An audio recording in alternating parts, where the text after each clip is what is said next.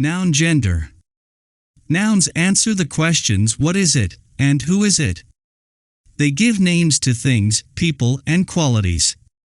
Examples: car, dog, cat, man, girl, beauty, beast. In general, there is no distinction between masculine, feminine, and neuter in English nouns. However, gender is sometimes shown by different words or different forms. Examples of different words: boy and girl, brother and sister, father and mother, gentleman and lady, husband and wife, king and queen, man and woman, nephew and niece, uncle and aunt, son and daughter.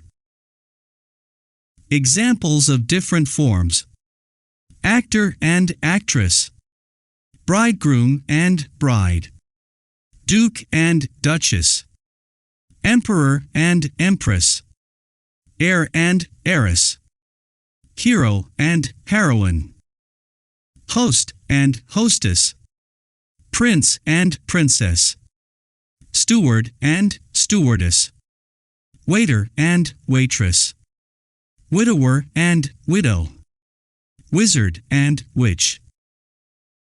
Some nouns can be used for either a masculine or a feminine subject.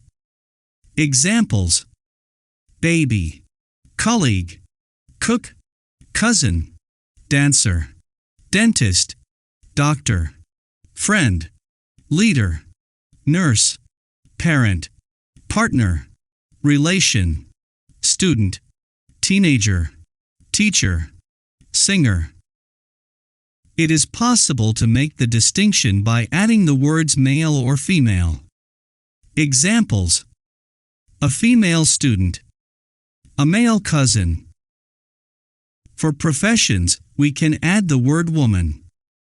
Examples: a woman doctor, a woman journalist. In some cases, nouns describing things are given gender. Examples: I love my car. She is my greatest passion. France is popular with her neighbors at the moment. I traveled from England to New York on the Queen Elizabeth. She is a great ship.